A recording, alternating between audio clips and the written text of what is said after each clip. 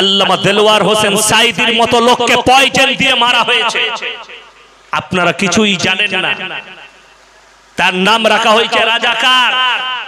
বাংলাদেশের কিছু কুলাঙ্গার গুটকাখোর মৌলবি, তারা নিজেদিকে সুন্নি বলে, আর তারা বলছে তার জন্য দোয়া করা যাবে না, আল্লামা দেলোয়ার হোসেন সাঈদীর জন্য দোয়া করা যাবে না, তার জন্য তোর মতো কুলাঙ্গার নয়, তোর মতো রাজাকার নয়, তোর মতো ভণ্ড গুটকাখোর মৌলবি নয়, তার জন্য দোয়া করছে গোটা বিশ্বের মুসলিম দেশগুলোতে দোয়া হয়েছে।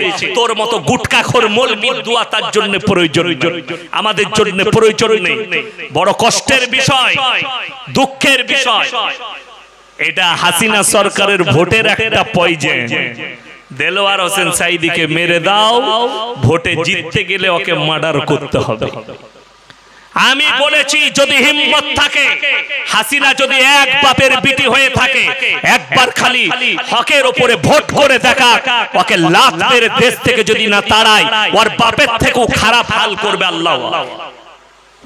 এখন তো বাংলাদেশের কিছু গুটকাখোর মৌলবি আছে, তারা আবার কবর জিয়ারত করতে যায়, বলে কি বলে জানেন, বলে জানাব হযরত মুজিবুর রহমান। সে কবে হযরত হলো বে? এটাই কষ্টের। গুটকাখোর মৌলবি যারা নিজেদিকে সুন্নি বলে, এরা দেশের মানুষকে, এরা সুন্নির মৌলবি কটা, এই বাংলাদেশের কটা সুন্নি মৌলবিকে দেখলাম যারা বলছে এর জন্য দোয়া করা যাবে না, সে রাজাকার ছিল। এই মৌলবি কটা এক নম্বর গুটকাখোর আর রাজাকার।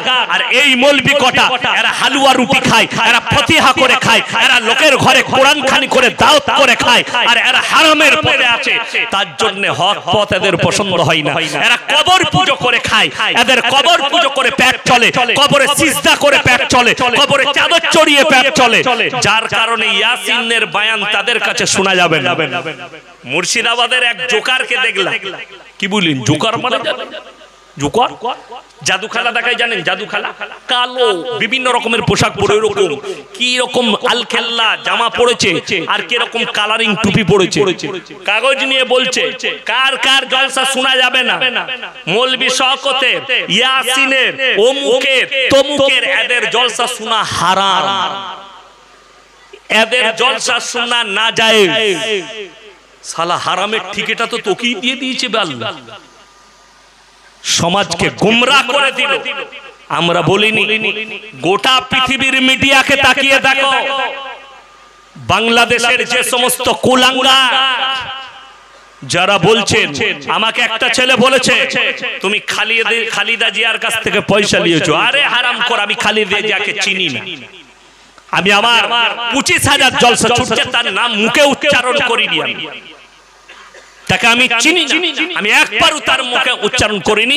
এ তো আমি জানলাম যে খালেদা জিয়ার একটা ভোটের বিপক্ষ দল কে আছে জানি না। বাংলাদেশের অবস্থা শ্রীলঙ্কার থেকেও খারাপ হবে, আল্লাহর থেকেও খারাপ করবে, মুজিবরের থেকেও খারাপ অবস্থা হবে তার মেয়ের হাসিনা।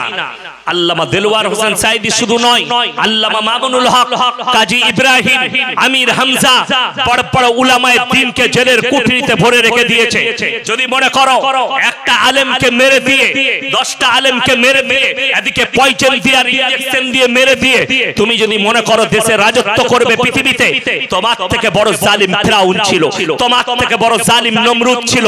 আল্লাহ যাদের রাজত্বকে মিটিয়ে অভিশপ্ত করেছে, হাসিনা তুমি হবে পৃথিবীর একজন অভিশপ্ত নেতা, অভিশপ্ত হবে তুমি, চিরজীবন তুমি অভিশপ্ত থাকবে, আর কিয়ামতের দিন আল্লাহ তোমাকে পাকড়াও করবে।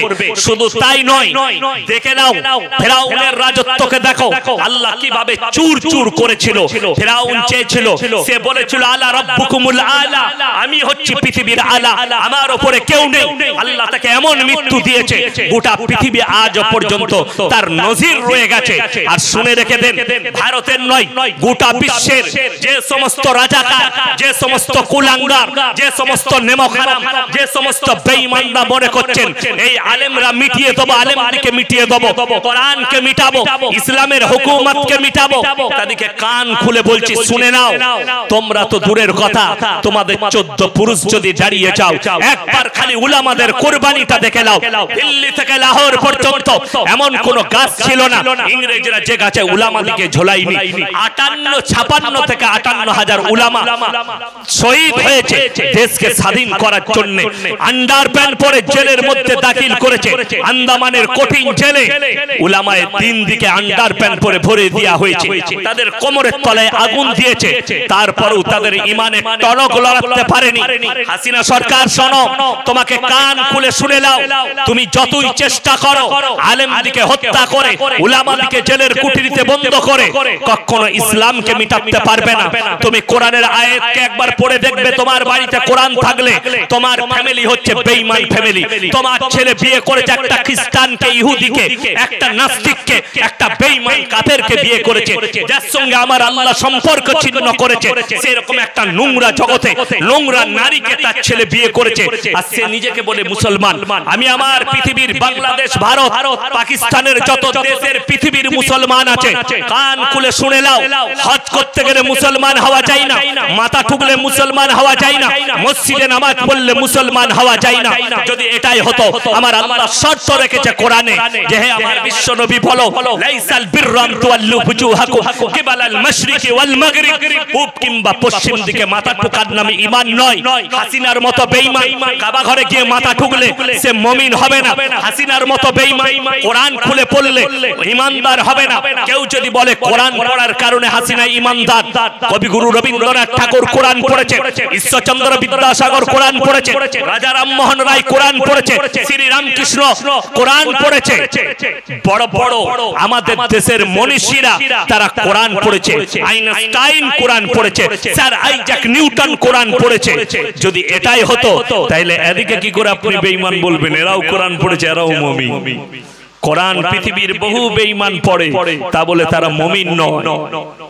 যদি বলেন হুজুর মুমিনের পরিচয় দেন, হাত তুলে বলুন আজ থেকে আমরা সবাই মুমিন হব। জোরে বলুন ইনশাআল্লাহ। আমার আল্লাহ রাব্বুল আলামিন কোরআনে বললেন আলিফ লাম মিম যালিকাল কিতাবু লা রাইবা ফীহি হুদাল লিল মুত্তাকিন। আমার আল্লাহ কোরআনে বললেন আলিফ লাম মিম র তাসিন তাসিন মিম ইয়াসিন কাফ ইয়া আইন সাদ। কোরআনে যতগুলো এরকম হরফ আছে এগুলোর নাম হচ্ছে হরফে মুকাত্তাত। এর মানেটা পৃথিবীর কেউ জানে না, আমি আল্লাহ কিয়ামতের দিনে বর্ণনা করব। জোরে বলুন সুবহানাল্লাহ। জালিকাল কিতাবু লা রাইবা ফি, আমার এই কোরআনে বিন্দু মাত্র সন্দেহ নেই। জোরে বলুন সুবহানাল্লাহ। বাংলাদেশের এক হারামখোরকে দেখলাম, তার নাম কি নূর বটে, আসাদুন নূর, এক নেমো হারাম আসাদ নূর। সে কোরআনের বিরুদ্ধে নবীজি সাল্লাল্লাহু আলাইহি সাল্লাম এবং তিনার মেয়ে ফাতেমা, তিনার বিবি খাদিজা, তিনার বিবি ফাতেমা, এই সম্পর্কে এই সমস্ত নবীর বিবি বিটি বড় বড় সাহাবীদের বিবিদের জন্য কুরুচিকর মন্তব্য করেছে। বাংলাদেশের মতো মুসলিম রাষ্ট্রে আজকে বলে চাই যারা বসে আছেন তারা মাসলা শুনেলেন, একটা ইসলামের মাসলা। আমরা যে দেশটাই বাস করছি এটা হচ্ছে সেকুলার দেশ। কি দেশ বললাম? সেকুলার দেশ। হিন্দুস্তানের মাটি, আমরা হিন্দু মুসলিম সব জাতি এই ভারতে বাস করে এবং সবাই নিজের নিজের ধর্ম পালন করতে পায়। জোরে বলুন সুবহানাল্লাহ। ওই জন্য আমরা ভারতের সংবিধানকে মেনে চলবো। জোরে বলুন ইনশাআল্লাহ। ভারতের আইনকে মেনে চলবো। ওই জন্য সব সময় জেনে রেখে দিবেন, বাংলাদেশের মাসলা আলাদা, পাকিস্তানের মাসলা আলাদা, আরবের মাসলা আলাদা, আর ভারতের মাসলা আলাদা। ভারতে যদি কেউ একটা আপনাদের মধ্যে বড় লোক হয় আর 4 চাকা কিনতে যায়, ট্যাক্স লাগবে না? লাগবে না? কথা বলে। যদি ক্যাশে গাড়ি কিনেন 15 লাখ টাকা, আপনাকে উৎস দেখাতে হবে 15 লাখ টাকা পেলি কি করে ইনকাম করলি। কেন? চোরে চোরে ধরে। বুঝতে পেরেছেন না? পারে চোরের উপরে বাটপড়ি জানেন কাকে বলে? চোরের উপরে বাটপড়ি মানে আপনি চুরি করে আনলেন, আপনাকে ধরলো, কোথা থেকে চুরি করলি, স্যার মালটা রাখ, গজ্জা পরে দেখা করবে, ও মাল নিজে নিয়ে নিল, এটার নাম বাটপড়ি। তো আমার দেশে চোরের উপরে বাটপড়ি হয়, ওই জন্য যে দেশে বাস করছি এই দেশের আইন অনুযায়ী আমাদের ভারতে ইসলামী ব্যাংক নেই। আছে আপনাদের এখানে মেদিনীপুরে? কথা বলেন আছে?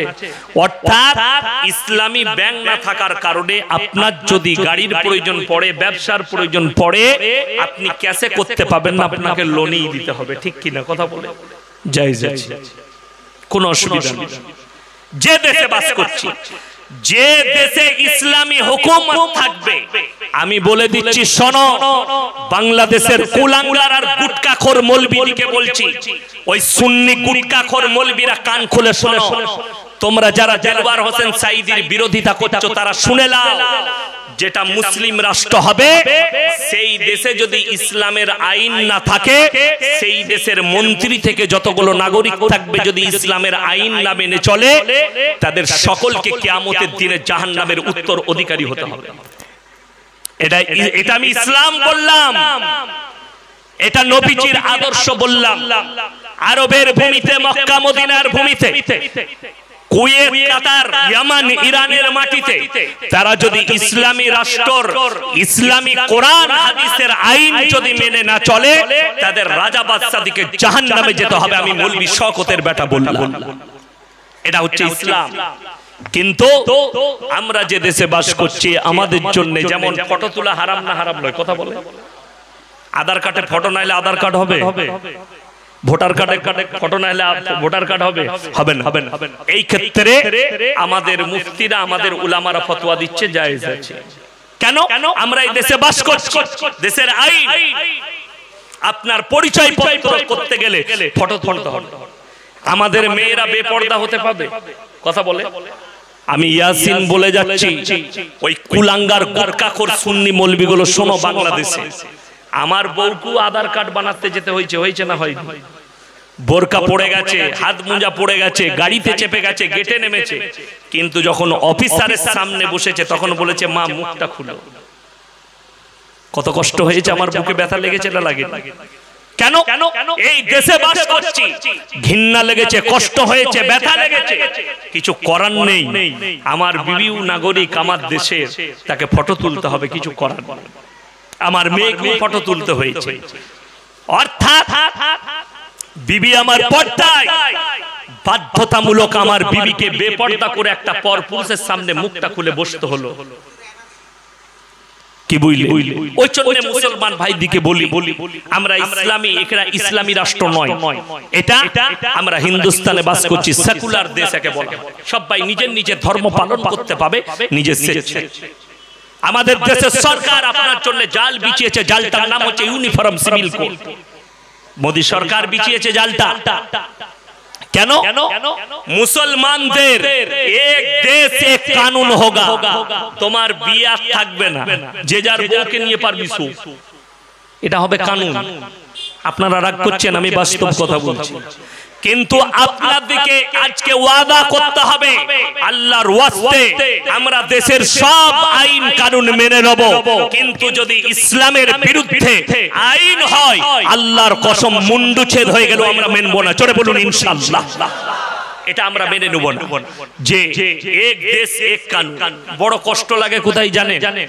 পার্লামেন্টে আমাদের দেশের প্রধানমন্ত্রী জি দাঁড়িয়ে বললেন, हमारे देश के मुसलमान बेटियों के साथ बड़ा जुल्म होता है, बड़ा ज्यादती होती है। क्या? एक एक मुसलमान 4-4 शादियां कर लेते हैं। हुजूर कटा बউ আপনার?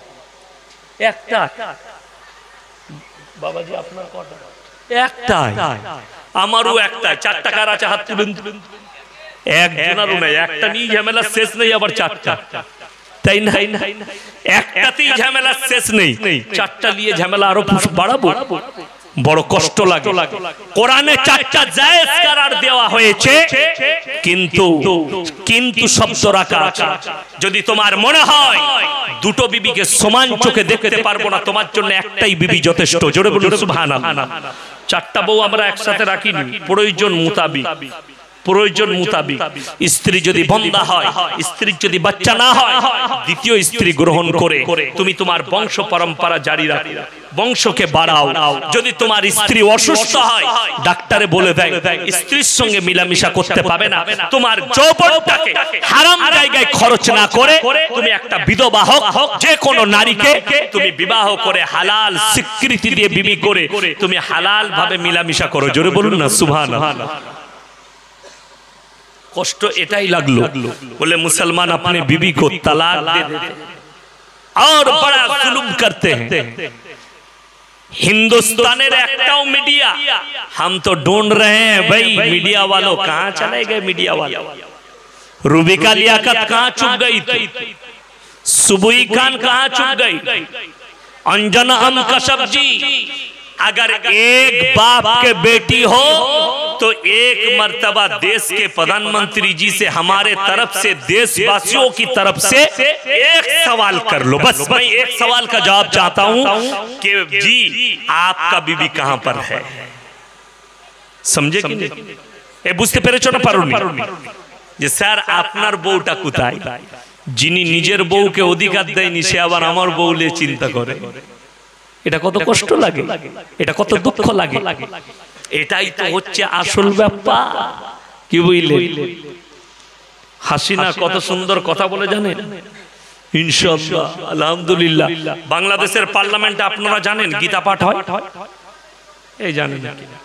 বাংলাদেশের পার্লামেন্টে গীতা পাঠ হয়। আর যে হারামখোর কোরআন তেলাওয়াত করে ফেরেশতা একটাও পার্লামেন্টে থাকে না। ওই জন্যই তো শয়তানগুলো হাজির হয়েছে সব।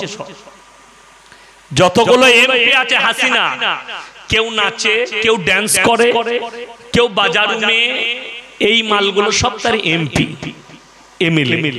আরে বাংলাদেশ দারুণ দেশ, তা না হলে কখনো হিরো আলমের মতো লোক ভোটে দাঁড়ায়? বড় কষ্টের কথা। একজন বলেছে আল্লাহ তাকে ওরকম করেছে।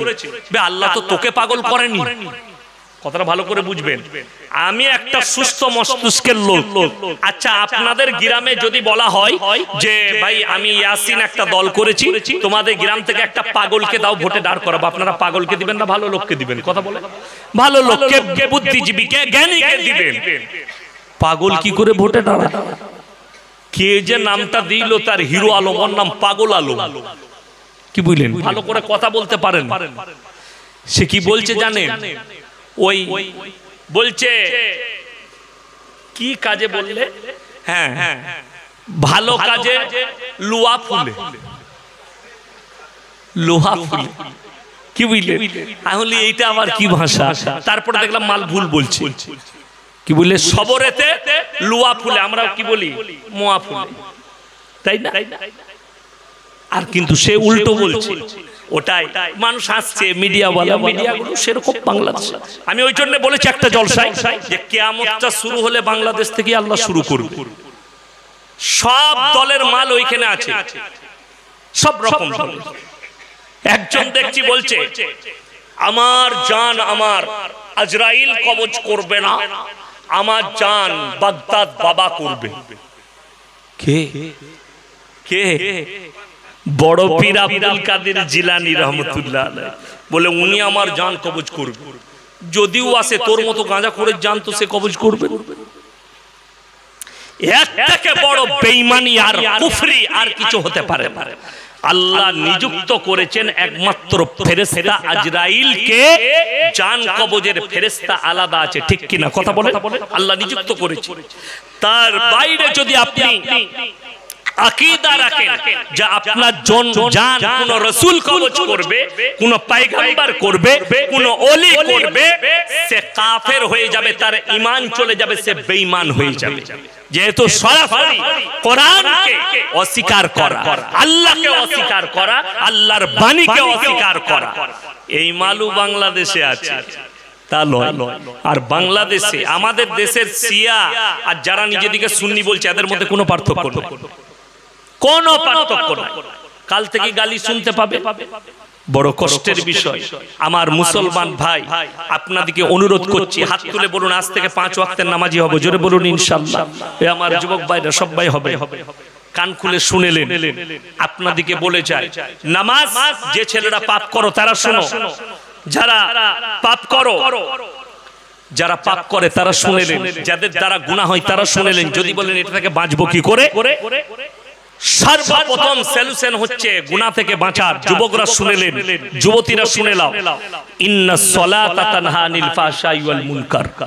নিশ্চয়ই নামাজ এমন একটা ইবাদত মানুষকে খারাপ কাজ থেকে সরিয়ে ভালো কাজের দিকে নিয়ে যায়। জোরে বলুন সুবহানাল্লাহ।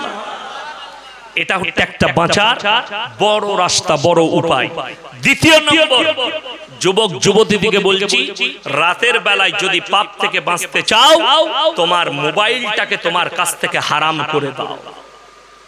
মোবাইলকে হারাম করো।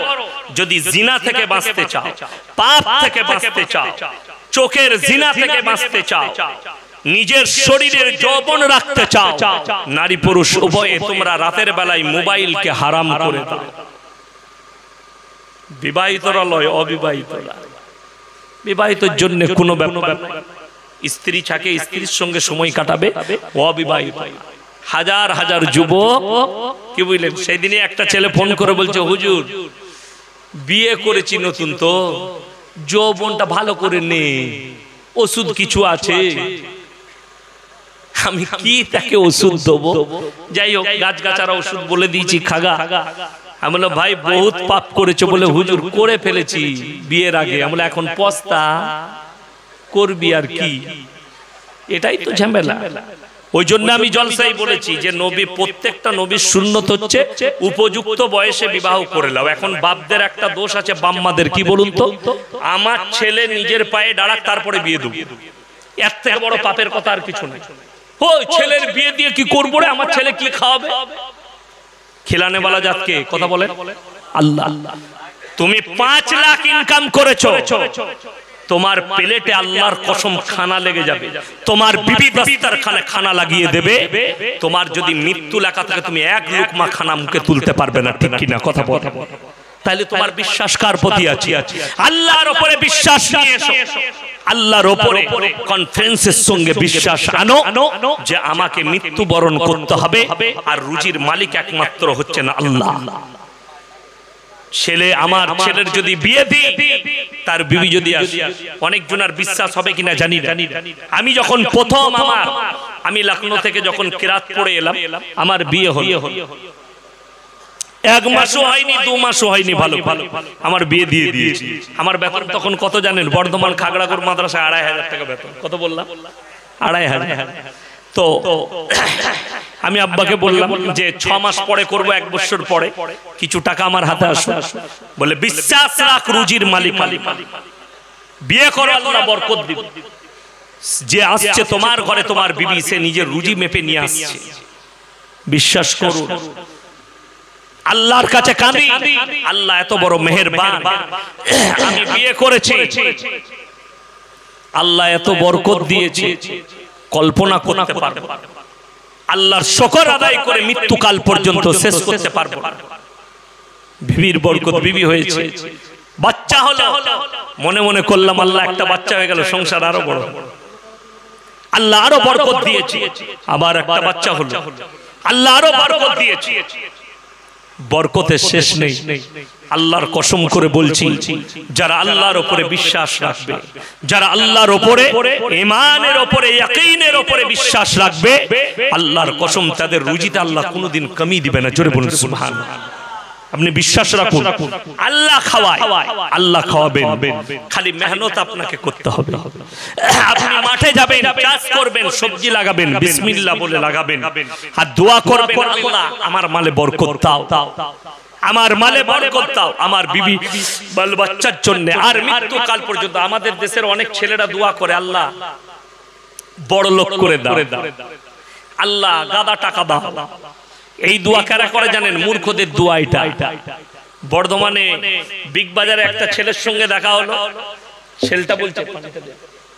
ছেলেটা বলছে সালাম আলাইকুম। ওয়া আলাইকুম সালাম। বলছে আপনার সঙ্গে কথা ছিল। আমি একটা দোকানে বসে চা খাচ্ছি, বলো। বলছে না, আমি আগে নামাজ পড়তাম 5 ওয়াক্ত, এখন ছেড়ে দিয়েছি। আমরা ছাড়লে কেন বাপ? অনেক দোয়া করেছি, দোয়া কাজে লাগলো না, ওই জন্য আল্লাহর উপর ভরসা উঠে গেল।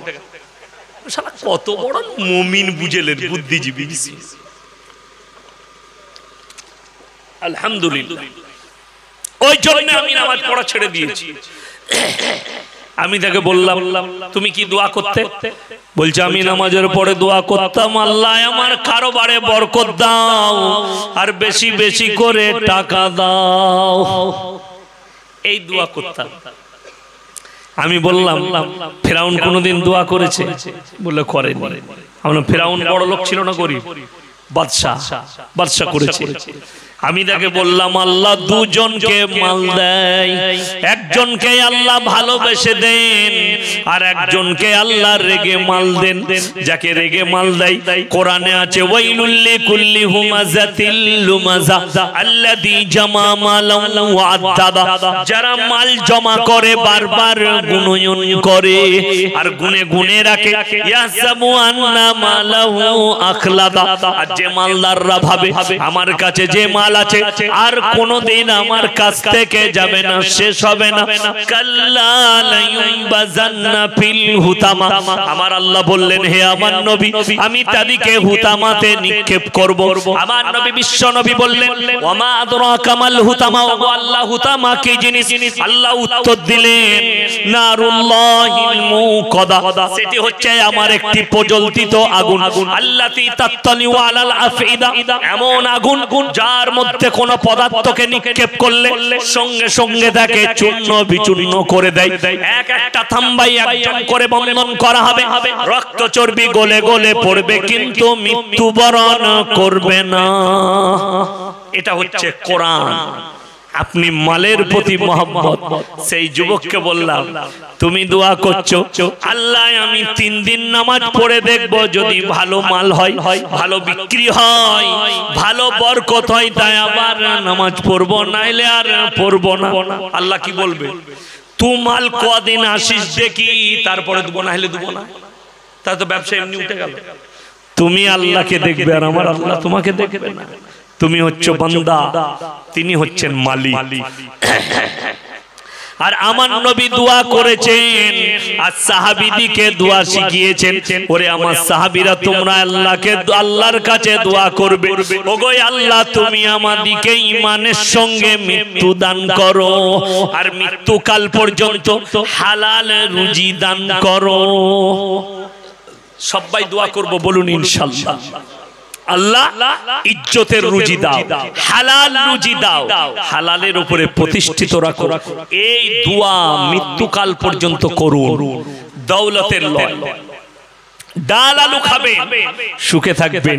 যারা মনে করেন টাউনশিপে বাস করে ভালো মন্দ খায়, ভালো থাকে, তাদের থেকে সুখী আপনি।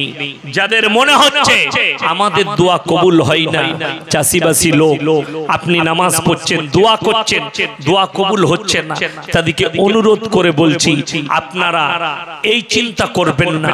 বুখারী শরীফের রওয়ায়েতে আছে যারা আল্লাহর কাছে দোয়া করে আল্লাহ হয় সঙ্গে সঙ্গে নবীজি বললেন কবুল করে নেয়, তা না হয় কিছুদিন পরে কবুল করবেন, তা না হয় এক একটা দোয়ার বদলা আল্লাহ নিজের বান্দার কিয়ামতের দিনে ফেরত দেবেন। জোরে বলুন সুবহানাল্লাহ। শুধু তাই নয়, যারা চাষিবাসী আছে, যারা খেটে খান, সকালবেলায় রিক্সা চালান, লোকের জমিতে কাজ করেন, লোকের বাড়িতে কাজ করেন, আর মুমিন আপনি শুনে লিখে দেন। বুখারী শরীফের রওয়ায়েতে আছে একজন গরিব মানুষ মুমিন, একজন ঈমানদার, একজন বড় লোক মুমিনের থেকে 500 বছর আগে জান্নাতে প্রবেশ করবে। জোরে বলুন সুবহানাল্লাহ। 500 বছর আগে। আর কিয়ামতের একটা দিন দুনিয়ার 50,000 বছরের সমতুল্য হবে। কেন জানি? কোরআনে আছে, হে আমার নবী বলো ওয়া আথারাল হায়াতাদ দুনিয়া ফাইনাল জাহিমা হিয়াল মাওয়া। হে আমার বিশ্ব নবী পৃথিবীর মানুষকে বলো যারা দুনিয়ার প্রতি মহব্বত করে, দুনিয়ার মালের প্রতি মহব্বত, এই দুনিয়ার পরে আর কোনো জায়গা নাই, এই দুনিয়াটাই আমাদের সবকিছু। হে আমার বিশ্ব নবী তাদেরকে বলে দাও আমি আল্লাহ রাব্বুল আলামিন তাদেরকে জাহান্নামে নিক্ষেপ করব। ওয়া আতারাল হায়াতাদ দুনিয়া ফাইনাল জাহিমা হিয়াল মাওয়া, তাদেরকে জাহান্নামে নিক্ষেপ করা হবে।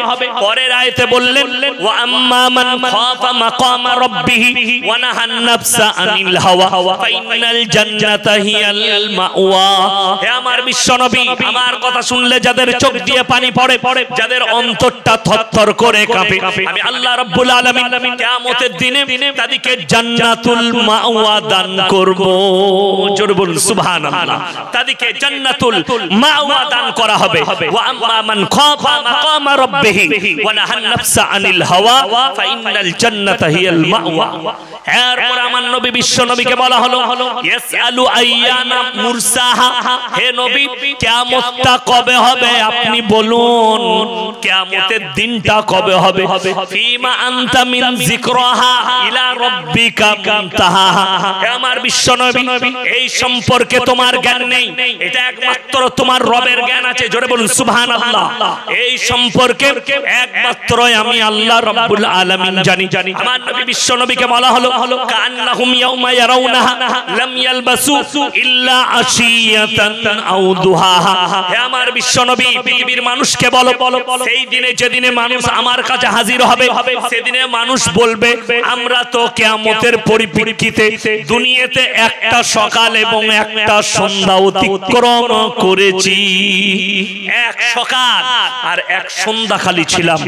এই কিয়ামতের পরিপ্রেক্ষিতে দুনিয়ায় 70 বছর 80 বছরের জিন্দেগি আপনার মনে হবে আমি কয়েক ঘন্টা দুনিয়াতে কাটিয়েছি, তার বেশি সময় নয়। ওই জন্য আমার মুসলমান ভাই মালের প্রতি মহব্বত করবেন না। ওই জন্য আমি আপনাদেরকে অনুরোধ করব যে সবাই নিয়ত করলেন আমরা আল্লাহকে ভয় করব এবং আল্লাহর প্রতি সবাই। বরং আর একটা কথা সবাই মনে রাখবেন যে আজ থেকে সবাই আমরা মুমিন হব। জোরে বলুন ইনশাআল্লাহ। হালাল পথে চলুন, হারামে বরকত নাই, আল্লাহর কসম হালালে বরকত আছে। তারপর আপনাদের ইমাম সাহেবের বেতন কত? 7,000। ইমাম সাহেব লটারি কাটে তো নাকি? কাটে না, প্রয়োজন পড়ে। ইমাম সাহেব সুদের উপরে পয়সা নেয়, ইমাম সাহেব ঘুষ খায়, খাই না। ইমাম সাহেব চলে যাচ্ছে 7,000-এ, এত বরকত, লটারি কাটতে হয় না। আপনি 20,000 রোজগার করছেন, আপনাকে লটারি কাটতে হচ্ছে। তার মানে কি আপনার যে পয়সা সেই পয়সা আপনি সৎ জায়গায় ব্যবহার করছেন। 7,000-এ ইমামের সংসার চলে যাচ্ছে, আপনার যাচ্ছে না। আপনার 20,000-এ যাচ্ছে না, তার কারণ অনেকগুলো আছে। 1 নম্বর, আপনি যে ব্যবসা করছেন মিথ্যা কথা বলবেন না, সুদ খাবেন না। ওয়া হালাল্লাহুল বাইয়া ওয়া হারামার রিবা। আল্লাহ এত দয়ালু, আপনার জন্য ব্যবসাকে হালাল করেছে আর সুদকে হারাম করে। আপনি আলু নিয়ে এলেন কামারপুকুর থেকে, মেদিনীপুর থেকে 50 বস্তা, বস্তায় আপনি 100 টাকা করে লাভ করুন, 5,000 টাকা লাভ হলো। হালাল হালাল। 50 বস্তা আলুর দাম 50,000 টাকা, আপনি সুদে ছড়িয়ে দিলেন, মাসে 5,000 পেলেন। হারাম হারাম হারাম, দুটোই পার্থক্য কত বুঝতে পারলেন? কত পার্থক্য, একটা হালাল একটা হারাম, দুটোতেই কিন্তু সমান লাভ। আপনি 5,000 টাকা সুদের উপরে নিচ্ছেন, হারাম। 5,000 টাকা ব্যবসা করে লাভ করছেন 50 বস্তা আলুতে। একটু মেহনত পরিশ্রম করে আল্লাহ হালাল করে দিয়েছে আপনার জন্য। ওই জন্যই তো আলেম থেকে বিচ্ছিন্ন হবেন না, উলামা থেকে বিচ্ছিন্ন হবেন। আমার হাজারো ইনভাইট আছে বাংলাদেশে, আমার নামে অ্যারেস্ট ওয়ারেন্ট আছে, আমি নাম করব না। বাংলাদেশের একজন ফোন করেছিল আমাকে, আমার ভক্ত, বলে হুজুর আপনার বয়ান একটা খালি শেয়ার করেছে, আমার বয়ানটা শেয়ার করেছে। শেয়ার করা জানেন তো, যুবকরা জানেন। আমার বয়ানটাকে কপি করে সে খালি নিজের মোবাইলে ছেড়েছে। বলছে 3 ঘন্টার মধ্যে তার কাছে ফোন, এই হুজুরের বয়ান ডিলিট করো না হলে তোমাকে অ্যারেস্ট করা হবে। বলছে আমার বাড়িতে পুলিশ, আমি পালিয়ে গেছি, আমার বাড়ির ফ্যামিলিকে ধমকি দিয়ে গেছে। এই হুজুরের বয়ান শেয়ার করা যাবে না। তার মানে এটা বুঝতে পারলাম বেটা হাসিনা চামচা পুলিশ গুলো ভয় আমাকে খাচ্ছ তোমরা। আমি এই ভারত থেকে তোদের গদি পাল্টাবো ইনশাআল্লাহ, আল্লাহ যদি রাজি থাকে। ভারত থেকে তোমাদের গদি যাবে। আর প্রত্যেকটা মুসলমান ভাইকে বলবো, আপনারা দোয়া করবেন নামাজি যারা আছেন, ফজরের নামাজে 5 ওয়াক্তের নামাজে বাংলাদেশের জালিম সরকারের হাত থেকে মজলুম মুসলিম দিকে আল্লাহ হেফাজত করুক। বলুন আমিন। তাদেরকে আল্লাহ হেফাজত করুক, উলামায়ে দ্বীন দিকে, আর হকের দ্বীন প্রতিষ্ঠিত হোক। জোরে বলুন ইনশাআল্লাহ। ভারত সরকারকে আমি আপনার অনুরোধ করব, আপনার সব আজ পর্যন্ত আল্লাহর কসম খেয়ে বলছি, আমি আল্লাহর কসম করে বলছি, যদি আপনারা চাকরি নয় বর্ডারে পাঠান, পাকিস্তানের উপরে গুলি চালাতে আমরা উলামারা রাজি আছি, দেশকে বাঁচানোর জন্য রাজি আছি। কিন্তু যদি কোরআনের উপরে হস্তক্ষেপ করতে চাও, জীবন দিতে রাজি আছি। আমার রাসূলের বিরুদ্ধে আর কোরআনের বিরুদ্ধে কথা মেনে নিতে পারবো না। জোরে বলুন ইনশাআল্লাহ। এটা আমাদের পক্ষে সম্ভব নয়, আমাদের পক্ষে মেনে নিয়া কখনো প্রযোজ্য হবে না। আমরা আল্লাহর কাছে কি জবাব দেব? কোন মৌলবি মেলে নেয় আমি জানি না, আমি মানতে পারি, বড় কষ্ট লাগে। আমাদিকে সমাজের লোক দায়ী করেছে।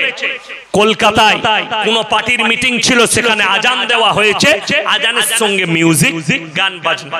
কে দিয়েছে জানি না, তাকে আমি চিনি না, দেখেছি হ্যাঁ হচ্ছে, বাস এতটুকু। আমাদিকে মৌলবীদিকে দায়ী করেছে। ইমামরা ২৫০০ টাকায় বিক্রি হয়েছে, এই মৌলবীরা বিক্রি হয়ে গেছে। তাইলে তোমার জানা নাই, এই মৌলবী আর ইমামদিকে প্রশ্ন করার আগে তোমাদের দেশের যে মৌলবী কটাকে মন্ত্রী করে স্টেজে পাঠিয়েছো, সে মালু সেখানে ছিল, তাকে জিজ্ঞেস করো তুমি প্রতিবাদ করোনি কেন? আমাদিকে প্রশ্ন করার আগে স্টেজে ছিল না, ছিল না সেই মৌলবী ছিল, তারাও আলেম, তাদেরকে জিজ্ঞেস করুন। তা না হলে আল্লাহর কসম করে বলছি, শুনে রেখে দেন, এক শ্রেণীর আলেমকে আল্লাহ বিনা হিসাবে সর্বপ্রথম জাহান্নামে নিক্ষেপ করবে, যারা অন্যায়কে দেখেছে, আল্লাহ বিরোধী কাজ দেখেছে আর প্রতিবাদ করে। শুনেলেন? আমি জানি না কলকাতায় কি গান বেজেছে, শুনেছি আজানের সঙ্গে খালি মিউজিক হয়েছে, তারপরে হিন্দু ভাইদের একটা মন্ত্র পড়া হয়েছে। চরম অন্যায় হয়েছে। এই অন্যায়টা আপনার চোখে ঠেকলো, এর থেকে বড় অন্যায় মুসলমানরা করছে।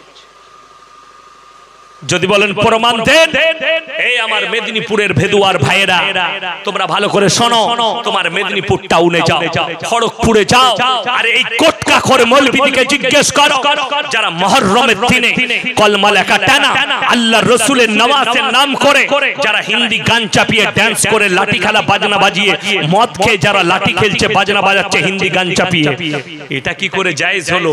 এর প্রতিবাদ কোন মৌলবী করেছে আমি দেখতে চাই, কোন মুসলমান করেছে? করেনি। ঈদের দিনে মুসলমান ছেলেরা মসজিদের সেই গ্রামে বুগি বুগি ডান্স করেছে, মসজিদের পাশে বক্স বাজাচ্ছে। আমি হাওড়া, হুগলি, বর্তমান মেদিনীপুরে প্রমাণ দেব যে ঈদের দিনে ডিজে বক্স বাজাচ্ছে, এর প্রতিবাদ কেউ করেনি। সামান্য একটা গানের সঙ্গে মিউজিক বেটে উঠেছে। আপনারা বলুন, গান বাজনা হারাম না হালাল? হারাম। যদি হারাম হয়, আমি গুটকাখোর মৌলবীদিকে বলবো, ওই বাংলাদেশের গুটকাখোর সুন্নি মৌলবীদিকে বলবো, আগে কাওয়ালিটাকে হারাম বল। কাওয়ালি কেন হারাম বলতে পারিস না? কাওয়ালিতে বাজনা আছে না নাই? কাওয়ালিতে মিউজিক আছে না নাই? কাওয়ালিতে কুফরি কালাম আছে না নাই? কুফরি কালাম আছে, আগে ওটাকে হারাম বলো। খারাপ খারাপ বলিউডের গান, কুফরি গান গাওয়া হয়েছে, আল্লাহ বিরোধী, রাসূল বিরোধী, কেউ প্রতিবাদ করেনি। আমি মৌলভী শওকতের বেটা ইয়াসিন বলে যাচ্ছি, যদি কারো মনে হয় এটা এই সরকারের চামচা, তাকে বলবো তোমার মতো গন্ড মূর্খকে আমার ২৫,০০০ জলসা ইউটিউব আর ফেসবুকে ছুটছে, একটা একটা করে বার করে দেখো, যে অন্যায় বলেছে সে যে দলেরই হোক, সে বাপের বেটাকে আমি ইয়াসিন ছেড়ে কথা খুঁজে দেখো। আমি আল্লাহর কসম, আমার জীবন থাকতে কেউ যদি কোরআন বিরোধী কথা বলে, সে শাসক দলের হোক আর বিরোধী হোক, সে দেশের রাজা হোক কিংবা বাদশা হোক, সে যত বড়ই যে হয়ে যাক, আমি তার বিরুদ্ধে বলতে এতটুকু দ্বিধাবোধ করব না। আমার জান আল্লাহর কবজায় আছে, আমি এতটুকু ঈমান রাখি যে আমার গর্দনের উপরে যদি তলোয়ার থাকে, আমার আল্লাহ না চাইলে আমার মৃত্যু হতে পারে না। আর জেলের কুঠরির ভয় যারা দেখাচ্ছ, আল্লাহর কসম আমি জেলের কুঠরিকে ভালোবাসি, জেলের কুঠরিতে মৃত্যুবরণ করব, কিন্তু বেঈমানের কাছে নিজের ঈমানকে ইয়াসিন বিক্রি করতে পারবে না। তা না হলে আপনারা যারা যুবক আছে দেখবেন ফেসবুকে খুলে দেখো আমার কত সাবস্ক্রাইব আছে, আমাকে কত মানুষ ফলো করে, দেশ বিদেশ বাংলাদেশ আমেরিকা লন্ডনে বহুত বাংলাদেশি আছে যারা আমাকে ফোন করে, ভারতীয়রা ফোন করে, ইন্ডিয়ানরা, কত মক্কা মদিনায় বন্ধু বান্ধব আছে। মক্কা থেকে এক বন্ধু আমাকে গিফট পাঠিয়েছে, আমার নাম মুসল্লাই লিখে পাঠিয়েছে, কলমে আমার নাম লিখে পাঠিয়েছে, আমার জন্য আতর পাঠিয়েছে। ভালোবাসার লোক আছে, খুলে দেখে এত ভালোবাসার লোক আছে আমার। কিন্তু বিশ্বাস করুন, আমি যদি চাই এখনই ভোটে দাঁড়াতে পারি, কিন্তু আমি ঘৃণা করি রাজনীতিকে। এই জন্যই রাজনীতি যদি ভারতের রাজনীতি কেউ কি করতে হয়, বাংলাদেশের রাজনীতি করতে হয়, তাকে মিথ্যা কথা বলতে হবে, জিনা করতে হবে, চুরি করতে হবে, বোম চালাতে হবে, গুলি চালাতে হবে, কেস খেতে হবে, আমাদের মতো মৌলবীকে ধর্ষণের কেস পর্যন্ত দেওয়া হয়। ওই জন্য ঘৃণা করি। ওই জন্য আমি একজন মৌলবীকে দেখলাম, তিনি ভাষণ দিচ্ছেন, পীরের ছেলেরা কেন রাজনীতি করবে? তোমরা তো পীরের ছেলে, তোমরা জলসা করবে, টাকা নিবে, তুমি মাল হুজুর কি? তুমি তো লোককে বলো যে আমি অমুকের খলিফা, তুমিও তো লোকের কাছে বলো আমি অমুক পীরের বেটা, অমুক খলিফার বেটা। তুমি কি করে মৌলবী রাজনীতি করবে? পীরের বেটা যদি রাজনীতি না করতে পারে, তুমি মৌলবী গরু কি করে তুমি রাজনীতি করবে? সাবধানে কথা বলবে, থুপটা তোমার উপরে পড়বে। রাজনীতি বলতে পারে, আলেমদের জন্য শোভা পাই না, আমি এটা বিশ্বাস রাখি। আমাদের মুসলমানদের কাছে আমরা জানি, আমি এটা বিশ্বাস রাখি, আপনাদের কাছে মসজিদের জন্য টাকা চাইলে পাবো, মাদ্রাসার জন্য টাকা চাইলে পাবো, কিন্তু যদি একটা মৌলবী দাঁড়িয়ে ভোট চাই, কেউ ভোট দিবে না। এটা চ্যালেঞ্জ দিলাম। আমার এতগুলো ভালোবাসার লোক বসেছেন, তো কালকে যদি ভেদুয়ায় আমি দাঁড়াই ভোটেতে, একটা লোক আর আমাকে ভোট দিবে না। তার কারণ বলবো, সবাই জানে ইয়াসিন সাহেবের মতো লোক কি করে রাজনীতিতে দাঁড়াবে। কেন সবাই জানে, আপনারা সবাই জানেন রাজনীতি ভালো জিনিস নয়, ঠিক কিনা কথা বলে? সবাই জানেন খারাপ, বাস্তব ঠিকই বলেছে। ওই জন্য আমাদের মতো মৌলবীর দাঁড়ানো যাবে না। আমার জীবনটা যেন আপনাদের খিদমতে কেটে যায়, জোরে বলুন আমি। আমার জীবন যেন হকের উপরে কেটে যায়, এটাই আমি দোয়া করি। সেদিনে মুর্শিদাবাদের একজন, কোথায় বাড়ি বললো, সাগর দিঘি না ভগবান গোলা কোথায় কি জানি, তার নাম বললো মুফতি আবুল কালাম আজাদ। কি বললেন, সার্কেসের মতো টুপি পড়ে আছে, এরকম 5 তাল্লা টুপি। কি হয়েছে? ওই তুমি অত কুটকুট করো কেন? তুমি চুপচাপ বসো।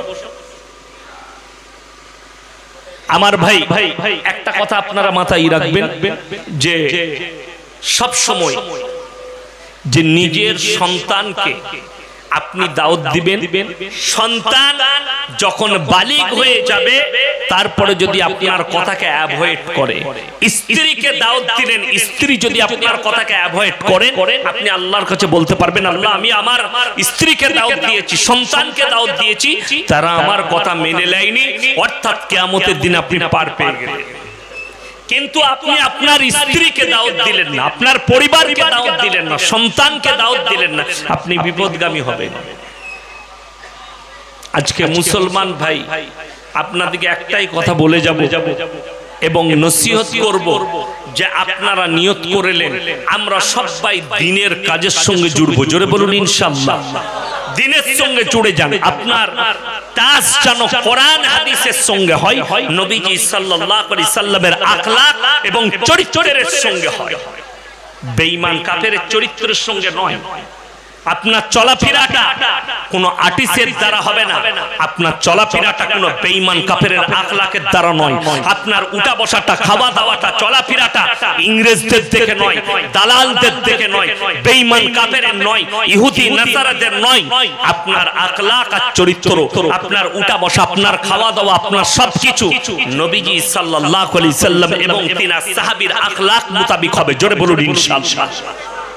ওই জন্য তো নবীজি কি দিয়ে জানেন, কোরআনে আপনি কি পাননি, কেন পাননি তার কারণ আছে, আমি বলে দিই কেন পাননি। তার কারণ একটাই, আপনারা পাননি বলতে আপনারা নিতে চাননি। নিতে পেরেছি কেউ? আমরা নিতে পারি। বাংলা মানে কোরআন আছে, আপনার স্ত্রীকে তুলে দিতে পারেন। আপনার স্ত্রীকে যদি তুলে দিয়েছেন, হাতে মোবাইল দিয়েছি, জানো আমার স্ত্রী স্মার্ট হয়, মোবাইল সম্পর্কে জানে, আমার স্ত্রী ফেসবুক চালাবে, আমার স্ত্রী হোয়াটসঅ্যাপ চালাবে, আমার স্ত্রীর সঙ্গে ভিডিও কলে কথা বলবো, সব দিয়েছে। কোরআনটা তুলে দিতে পারে, কোরআন তুলে দিতে পারেন।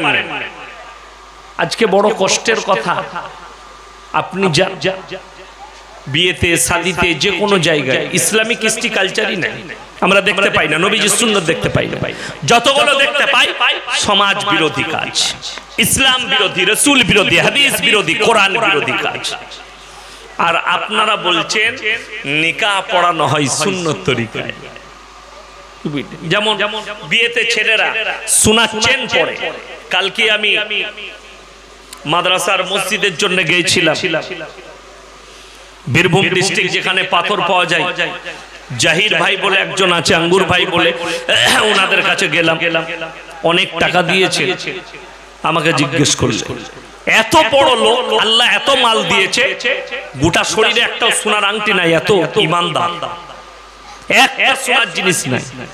আর আপনাকে দেখিয়ে দেবো 10 লাখ টাকার মালিক নয়, 10টা আঙ্গুলের সোনার আংটি হারাম করে পড়ে রেখেছে, যেগুলো সম্পূর্ণ হারাম। বিয়ে করতে যাচ্ছে, একটা আংটি দিয়েছে, আংটি পরে বিয়ে করতে গেছে। আর বিয়ে পড়ানোর সময় আংটি খুলে নিচ্ছে, বলছে বিয়ে পড়ানোর সময় আংটি খুলে দিতে হয়।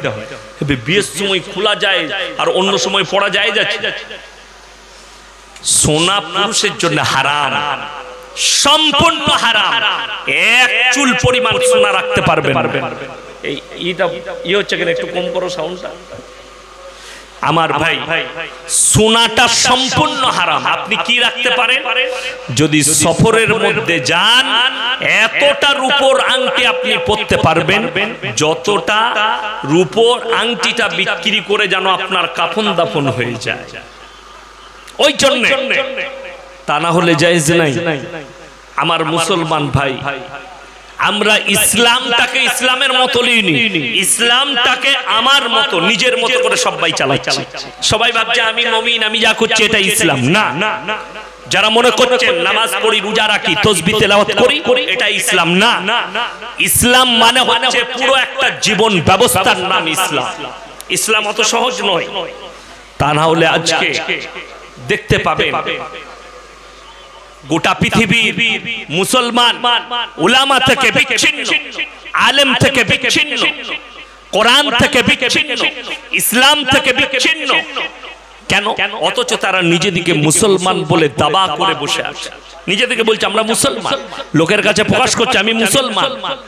মুসলমান যে হবে তার তো দাড়ি থাকবে, মুসলমান যে হবে সে তো নামাজ কাজা করবে না, মুসলমান যে হবে মিথ্যা কথা তো সে বলবে না, মুসলমান যে হবে সে তো সুদ খাবে না, মুসলমান যে হবে সে তো চুরি করবে না, মুসলমান যে হবে সে তো ধোঁকাবাজি করবে না, মুসলমান যে হবে সে তো প্রতারক হবে না, মুসলমান যে হবে সে তো কেউকে কষ্ট দিতে পারে না, মুসলমান যে হবে তার দ্বারা তো পৃথিবীর কেউ কষ্ট পেতে পারে না। জোরে বলুন সুবহানাল্লাহ। আজকে বলে দেব, মুসলমান মুসলমানের দ্বারা কষ্ট পাচ্ছে, মুসলমান মুসলমানকে মারছে, মুসলমান মুসলমানের রক্ত বোয়াচ্ছে। এটাই তো পার্থক্য। আল্লাহর নবী সাহাবীদের আখলাক খুলে দেখে, যখন মদিনাতে এসেছে হিজরত করে, নবী এবং সাহাবীরা জানেন মদিনার মানুষ আনসারদের কাছে যে মাল ছিল, যার কাছে দুটো খেজুর গাছ, আল্লাহর নবী সাহাবীদেরকে একটা খেজুর গাছ দিয়ে দিয়েছে, এইটা নিয়ে তুমি ব্যবসা করে সংসার চালাও। জোরে বলুন সুবহানাল্লাহ। যার কাছে দুটো বিবি ছিল, একটা বিবি দিয়ে দিয়েছে, এই বিবিটা তোমার। এইভাবে বাটোয়ারা করেছে। কেউ মেয়ের সঙ্গে বিবাহ দিয়েছে কোন সাহাবী, এবং তাদেরকে মালের হিস্সা দিয়েছে, ঘরের হিস্সা দিয়েছে, এবং তাদের হেল্প করেছে। আজকে বড় কষ্ট লাগে, আপনার কাছে মুসাফির এলে কষ্ট পায়, আপনার কাছে গরিব এলে কষ্ট পায়। আপনাকে আল্লাহ মাল দিয়েছে, আপনি গরিবের খোঁজ রাখেন না, আর নিজেকে মুমিন বলে পরিচয় দেন। অথচ হাদিসে আছে যারা মালদার হবে তাদের উচিত তোমরা তোমাদের বাড়ির দেওয়ালটা একটু নিচে করো। তুমি এই জন্য দেওয়ালটা নিচে করবে, ছোট করবে, যেন গরিবিটা দেখতে পাও। তোমার পাশে যে গরিব বাস করছে সে খেতে পেল কিনা এটা নজর রাখার জন্য দেওয়ালটাকে নিচু করো। অমুকের বাড়িতে চুলা জ্বলেছে কিনা, অমুকের বাড়িতে খানা হয়েছে কিনা, এটা তোমরা নজরে রাখো। আজকে বলুন আমরা কজন কার কার খোঁজ নেই? কোন গরিবের কোন এতিমের খোঁজ নিয়েছেন? হাজারো বাচ্চা রাস্তায় ঘুরে বেড়াচ্ছে, হাজারো গরিব রাস্তার মধ্যে আছে, হাজারো মুসলমান গরিব মেয়ের বিয়ে দিতে পারেনি। তারা কি করেছে? বন্ধন লোন নিয়েছে, গ্রুপ লোন নিয়েছে মেয়ের বিয়ে দিবার জন্য। শুনে রেখে দেন, একটা গ্রামে কোন গরিব সে যদি বাড়ি করার জন্য গ্রুপ লোন নেয়, বন্ধন লোন নেয়, মেয়ের বিয়ে দিবার জন্য বন্ধন লোন নেয়, সে একা পাপী নয়। সেই গ্রামের যারা মালদার থাকবে, যাদের যাকাত ফরজ হয়েছে, যারা যাকাত দেয়নি, সেই বড় লোকরাও পাপী হবে। এত সহজ ইসলাম নয়। আপনার আল্লাহ যাকাত ফরজ করেছে, আপনার 1 লাখ টাকা যাকাত বেরোবে, আপনি যাকাতই দেননি, আর আপনি বলছেন আমার মতো হাজী সাহেব কেউ নাই, তুই তো যাকাতের পয়সা খাচ্ছিস। কথা বুঝতে পেরেছেন না? আমাকে দাওয়াত দিলে ভেবে দিবেন, কার গায়ে লাগবে জানি না, আমি বলে চলে যাব, আমাকে দাওয়াত দিবেন, প্রয়োজন নাই, আমার অসুবিধা নাই। তুমি দাওয়াত দিবে না, আর কেউ দাওয়াত দিবে, অসুবিধা কি আছে? কিন্তু আমাকে দাওয়াত দিলে তোমার গায়ে লাগবে না, কোথায় ফোঁসা পড়বে আমি জানি না, আমার কথা আপনাকে শুনতে হবে। যদি আপনার মনে হয় আপনি ভুল বলছেন, কেটে দেন আমার কাছে এসে, যে আপনি রং বললেন, কেটে দেন, আমি আপনার কথা মেনে নেব। আপনি বুঝিয়ে দিবেন কোরআন হাদিস দ্বারা যে দান করা যাবে না, কোরআন হাদিস দ্বারা তাকে গরিবকে দেওয়া যাবে না, খালি বুঝিয়ে দিয়ে চলে যান, আমি আপনাকে কোরআন শুনিয়ে দেব। ওই জন্য তো মুসলমানের বরকত নেই। কোরআনে আছে ওয়াতিদাল কুরবা, কাছের গরিবকে দেখো। আপনার কাছের গরিব সে আপনার হেল্প করেনি। এখন তো লোক জানেন কুরবানির গোশত কাকে দেয়? বড় লোককে লয়, যে গরিবটা ওর ঘরের কাজ করবে তাকে দিবে। তাহলে তুমি কাজের বদলে দিচ্ছ না গরিব হিসাবে দিচ্ছ? কথাটা বুঝতে পারেন? হ্যাঁ, আমার বাড়িতে কাজ করুক আর না করুক, আমার বাড়িতে সে আসুক আর না আসুক, আমার সঙ্গে সে কথা বলুক আর না বলুক, গরিব যখন ওর বাড়িতে পৌঁছাও, এটা হচ্ছে ইসলাম, এটা হচ্ছে ইসলাম। আপনি যদি বলেন এই গরিবটা আমার কথা শুনে না, তা বলে তাকে দান করব না। একটা গ্রামে যদি 10 জন বড় লোক থাকে, খুব ভালো করে বুঝবেন, 1 লাখ টাকা নয় 50,000 করে যদি যাকাত বের হয়, 5-10 কত হলো? 50, 5 লাখ টাকা। 5 লাখ টাকা যদি হয়, বছরে যদি বলে প্রতি বছর আমরা যাকাতের পয়সা জোগাড় করে একটা করে মেয়ের বিয়ে দিয়ে দেব, গরিবকে আর কি নিতে হবে? বন্ধন লোন নিতে হবে। সবাই জানে এই বছরে অমুকের মেয়ের বিয়ে হয়েছে, আমি গরিব, সামনে বছরে আমার নম্বর আসবে, এটা জানবে না? জানবে না, কথা বলে। কিন্তু আমরা গরিবরা জানে আমাদেরকে হেল্প করেন না। আরে দেখিয়ে তবু আমি কলকাতা বর্তমানে কুকুরের পেছনে 10,000 খরচ করে হারামখোর কোন গরিব মানুষ তার দরজায় এসে মেয়ের বিয়ের জন্য চাইলে হারামখোর 10 টাকা দেয়। কুকুরের পেছনে 30,000 খরচ করে। যেমন আমাদের দেশে করোনা হয়েছিল না হয়নি? কথা বলে। করোনার সময় দেখেছিলেন হাজার হাজার শ্রমিক দিল্লি, বোম্বাই, গুজরাট থেকে, হায়দ্রাবাদ থেকে হেঁটে হেঁটে বাড়ি ফিরেছে, বিহারের আর বাংলার মানুষ, ঠিক কিনা? কথা বলে। গাড়ি বন্ধ, পাইদাই যাও, হেঁটে হেঁটে গেছে। কত পেরেশানি জানেন? কোথাও পুলিশে পেরেশানি করেছে, কোথাও আপনার সিআরপিএফ এ পেরেশানি করেছে, তাদেরকে ভালো করে চলতে দেয়নি রাস্তাঘাটে, তাদের উপরে অত্যাচার করেছে। হ্যাঁ, আমাদের দেশের কুত্তা মিডিয়াওয়ালারা অস্ট্রেলিয়া থেকে আমাদের দেশের প্রধানমন্ত্রী 4টা না 5টা চিতা বাঘ এনে হেলে, 7টা। 3 दिन খালি মিডিয়াগুলো ওদের পোঁদে পোঁদে ঘুরে বেরিয়েছিল ক্যামেরা নিয়ে। ये देखिए चीता जो है अभी खाना खा रहा है, चीता जो है अभी पेशाब कर रहा है, चीता जो है अभी पायखाना कर रहा है। अबे देश के लोग मर रहा था, तब तू क्या कर रहा था? দেশের মানুষ মারা যাচ্ছে, তখন একটা গাড়ি দিতে পারেনি। हार चीताबाग सेवा करছে बोले हमारे देश के प्रधानमंत्री जी कितने अच्छे हैं, जानवर से कितना मोहब्बत करते हैं। अबे इंसान से तो पहले कर ले, इंसान आगे ना जानवर आगे কথা বলে। যদি বলে জানোয়ার আগে যারা বলবেন তাদেরকে কোরআন শোনায়, ইন্না জাআলনা মা আলাল আরদি জিনাতাল লাহা লিনাবলুয়াহুম আইয়ুকুম আহসানু আমালা। হে আমার বিশ্ব নবী, পৃথিবীর মানুষকে বলো এই গোটা পৃথিবীটা আমি আল্লাহ সুসজ্জিত করেছি শুধুমাত্র আমার বান্দাদের জন্য। জোরে বলুন সুবহানাল্লাহ। যা কিছু আছে আমি আমার বান্দার জন্য সুসজ্জিত করেছি। ওয়া ইন্না লা জাইলুনা মা আলাইহা সাইদান জুরুজা।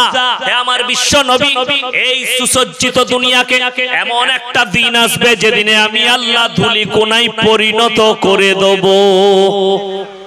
এটা কোরআন আমার কাছে।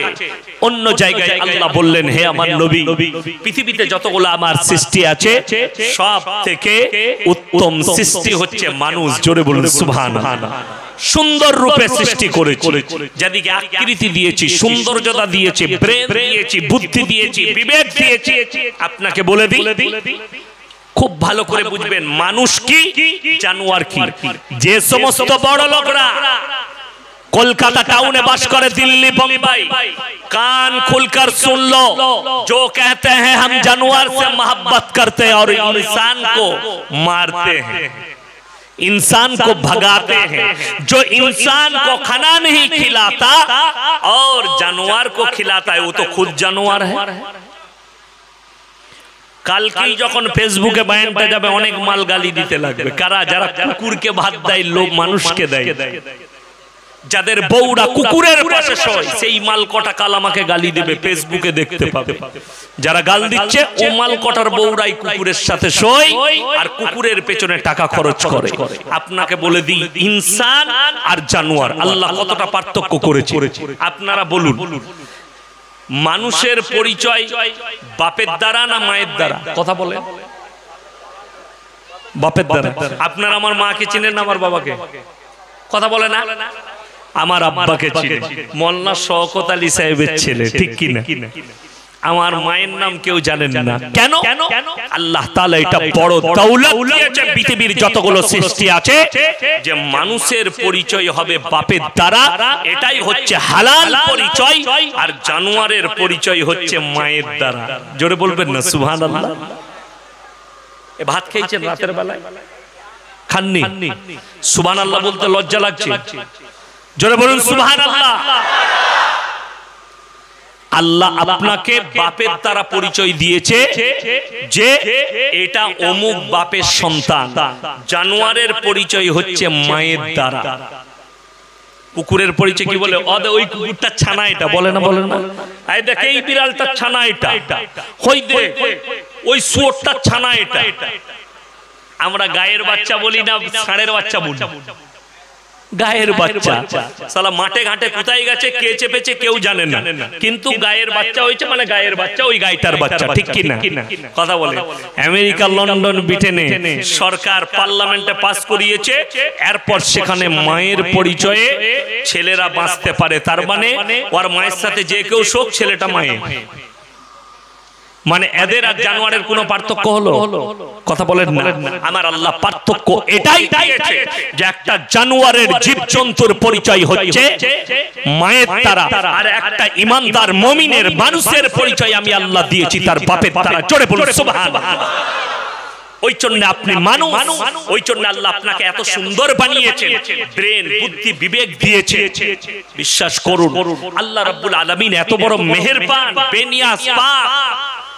যারা এখানে পাপ করেন, যে সমস্ত মাদের কানে আমার আওয়াজ যাচ্ছে, যারা পরকিয়া করে, যারা জিনা করেছে পুরুষরা, যে মেয়েরা জিনা করে, তারা কান খুলে শোনো, যে বাচ্চাটা তোমাদের কোকে আসবে সেই বাচ্চা পাপী নয়, মা আর বাপ পাপী।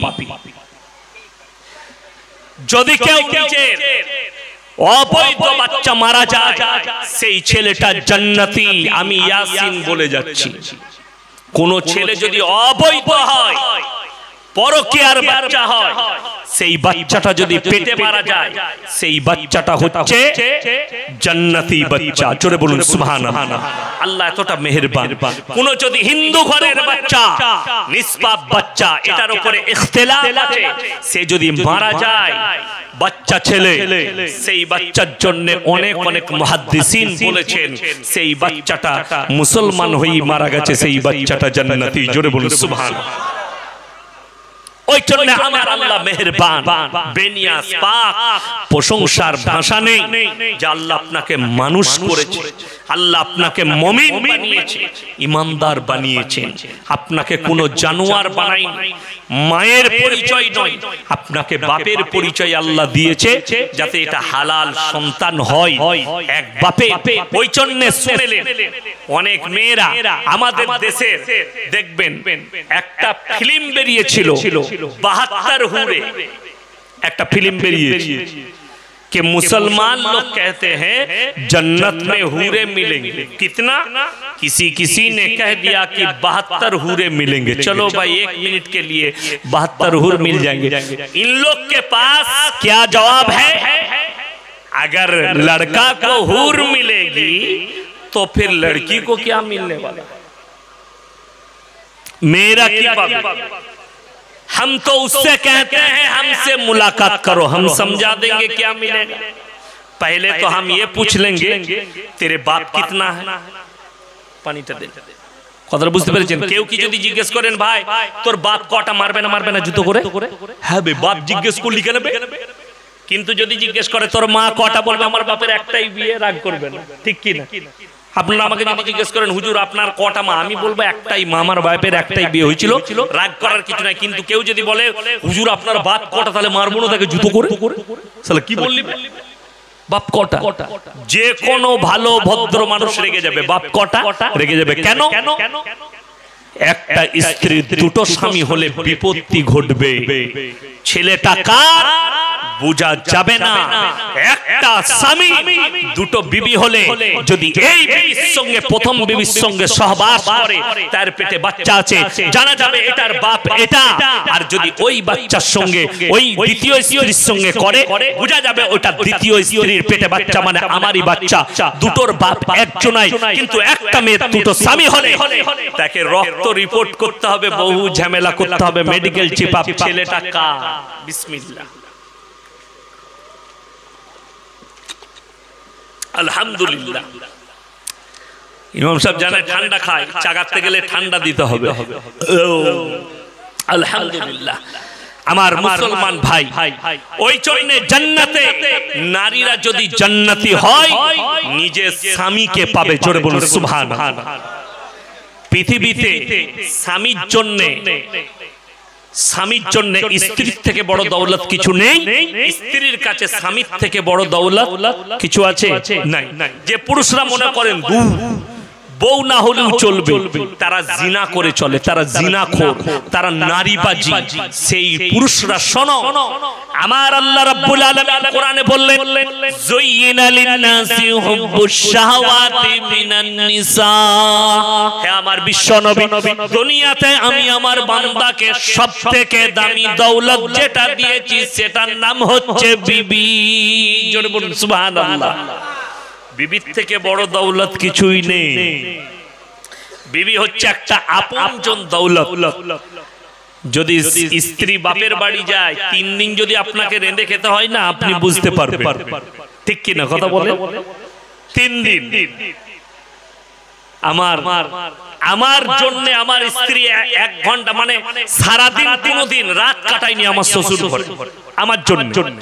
জানে যে হুজুর কি খাবে, আমার স্বামী কি খাবে। ওই জন্য আমার বিয়ের পর থেকে এখনো ভালো করে রাত কাটাইনি কোনোদিন শ্বশুর ঘরে, কোনোদিন রাত কাটাইনি। আমার জন্য রাত কাটাই, চলে আস, সকালে গেলে বিকালে পালিয়ে আসি, দুপুরে খেয়ে পালিয়ে আসি। কেন? আমার স্বামী কি খাবে, স্বামী কি খাবে, এটা। আমি তো জলসাই থাকি, তারপরে আমার স্ত্রী যায় না, রাতই হুজুর ঘর ঢুকবে, আমার স্বামী পায়ে যন্ত্রণা করবে, পা টিপে দিতে হবে, পানি লাগবে, আরো অন্য হাজত আছে মিটাবে। এই জন্য স্ত্রী একটা বহুত বড় দৌলত। যাদের স্ত্রী থাকতে স্ত্রী মারা গেছে তাদেরকে গোপনে জিজ্ঞেস করবেন, চাচা বউ নাই কেমন লাগছে, বলে ওটা বলতে হবে। কি বলেন? অনেকজন ওই জন্য বলে, ধিৎকারে বলে, যা হবে হবে, আমি বিয়ে করবো, আর থাকা যাচ্ছে না। এমনি বলে না, বড় কষ্টের সঙ্গে বলে। আপনারা মনে করেছেন, যারা হাসছেন তারা শুনেন, যারা মনে করছেন স্ত্রী শুধু মিলামিশার জন্য না, স্ত্রী এত বড় একটা দৌলত, ওই জন্য বিবাহকে অর্ধেকটা ঈমান বলা হয়েছে। জোরে বলুন সুবহানাল্লাহ। আপনি চোখের জিনা থেকে বাঁচবেন, মুখের জিনা থেকে বাঁচবেন, কানের জিনা থেকে বাঁচবেন। আজকে তো আমরা আমাদের সন্তানদিকে জিনায় ঠেলে দিচ্ছি, জিনা করার সুযোগ করে দিচ্ছি। কেন করছেন? আমাদের মতো মৌলবীর মূল্য তো আপনাদের কাছে নেই। আমাদের মূল্য দু জায়গায় আছে, হলে আর মূল্য। ঠিক কিনা কথা বলে? হলে আর মোলে। হয়েছে হুজুর কানে আজান দেন, মুখে পানি দেন, আর মরেছে জানাজা পড়ান, বলে বাকি, বলে বাকি সব ওই তো নানির হাদিস আর খালার হাদিস। হাদিসুন নিসা, মেয়েদের হাদিস চলে, আমাদের হাদিস চলে? আমাদের হাদিস একটাও চলে। আমাদের হাদিস চললে তো প্রত্যেকটা বিয়ের দিন ঠিক করার সময় একটা করে আলেম বসে থাকতো, আপনার ইমাম, আপনার পছন্দের আলেম বসে থাকতো, যে হুজুর সুন্নত তরিকায় কি করে হবে। এরা গ্রামের মোড়লকে ডাকবে, নেতাকে ডাকবে, আমাদের মতো মৌলবীকে ডাকবে না, জানছে অবৈধ কাজগুলো নিষেধ করবে। ওই জন্য ডাকিস না, অবৈধ কাজ এরা নিষেধ করে দিবে, এটা করা যাবে না, ওটা করা যাবে না, এই জিনিস চলবে না, ওই জিনিস চলবে না। ওই জন্য ওদিকে এখন ডাকবি কোথাও, ওদিকে জলসায় ডাকবি, ওদিকে মরা ঘরে ডাকবি, জানাজা পড়াবে ওরা, ওদের আবার কাজ আছে, বাকি তো সব আমাদের। ওই জন্যই তো এখনো আমাদের দেশে 40-এ খানা চলছে। আর কিছু গুটকাখোর মৌলবি আছে, তারা বলছে 40-এর খানা আবার বন্ধ করে। ওই খেয়ে খেয়েই তো তাদের পেট মোটা হয়েছে। আমাকে বলবেন, হুজুর আপনি কি খেয়ে মোটা হয়েছেন? আমার বাপকে গিয়ে জিজ্ঞেস করো, আমার মাদ্রাসায় যারা যায় সেই মেহমান দিকে জিজ্ঞেস করো, ইয়াসিন মাদ্রাসায় খানা খাই।